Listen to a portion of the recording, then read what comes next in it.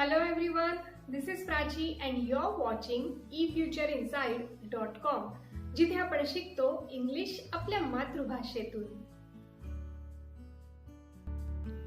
आज आपण पाहणार आहोत ऑक्झिलरी वर्ब म्हणजे काय. So let's get started. First we will understand what is verb. Verb describe the action or the state of the subject.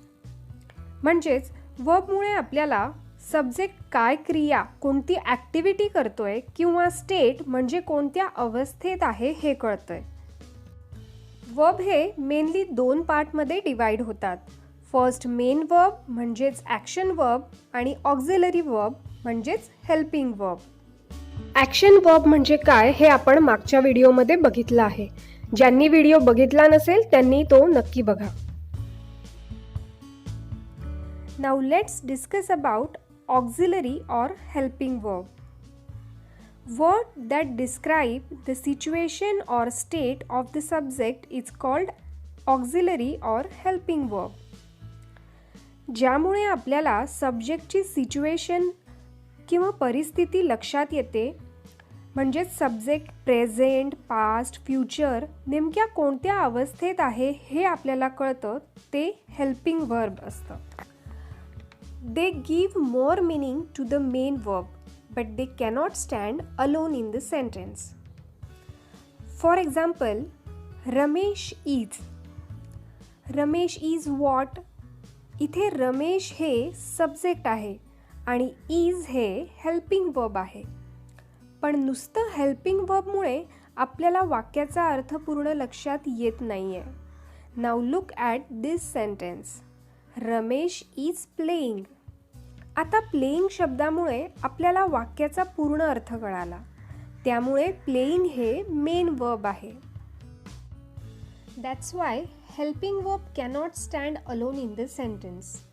आपल्याला helping verb बरोबर main verb use करावंच लागतं.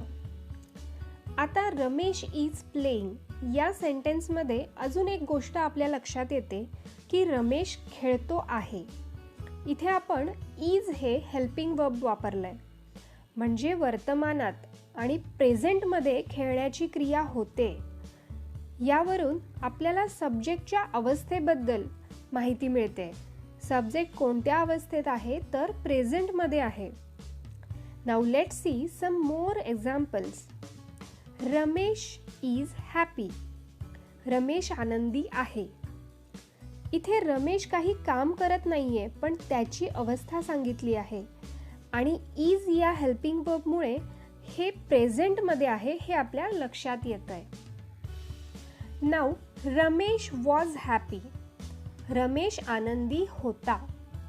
इथे आपण वॉज हे हेल्पिंग वर्ब वापरलंय, त्यामुळे सब्जेक्ट पास्टमध्ये म्हणजेच भूतकाळात आनंदी होता हे आपल्या लक्षात येतंय. And next example, Ramesh will be happy. Ramesh आनंदी होईल. कधी होईल तर भविष्यात, फ्युचरमध्ये होईल. तर थोडक्यात इज, वॉज, विल हे हेल्पिंग वर्ब आहेत आणि त्यामुळे आपल्याला सब्जेक्टची क्रिया पास्ट, प्रेझेंट, फ्युचर नेमक्या कोणत्या काळात होतंय हे आपल्या लक्षात येतंय. आता अजून असे कोणते हेल्पिंग वर्ब आहेत थोडक्यात बघूया. सगळ्यात आधी प्रेझेंट हेल्पिंग वर्ब. जे वाक्यात यूज झाले तर त्यावरून सब्जेक्टची ती अवस्था प्रेझेंटमध्ये म्हणजेच वर्तमान काळात होते हे आपल्या लक्षात येतं. ते आहेत is, am, are, has, have, has been, have been, do, does, can, should, must, etc.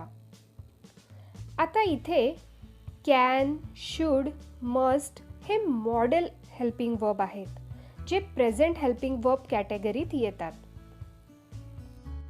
त्यानंतर पास्ट हेल्पिंग वर्ब. जे वाक्यात यूज झाले तर त्यावरून सब्जेक्टची ती अवस्था पास्टमध्ये झाली आहे हे आपल्या लक्षात येतं. ते आहेत वॉज, वर, डिड, हॅड, हॅड बीन, कुड, कुड have, should have, must have, etcetera.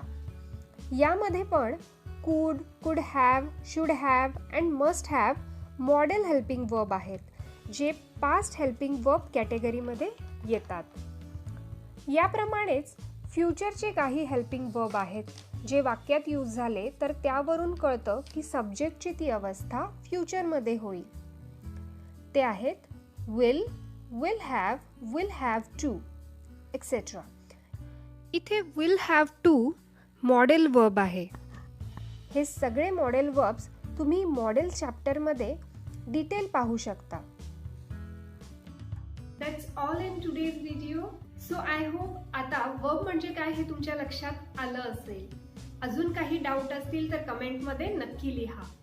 आणि अशाच सोप्या पद्धतीने English grammar communication skill improve करण्यासाठी चॅनल लाईक, शेअर आणि सबस्क्राईब करा. लवकरच भेटूया पुढच्या व्हिडिओमध्ये. Till then, bye bye. Keep practising.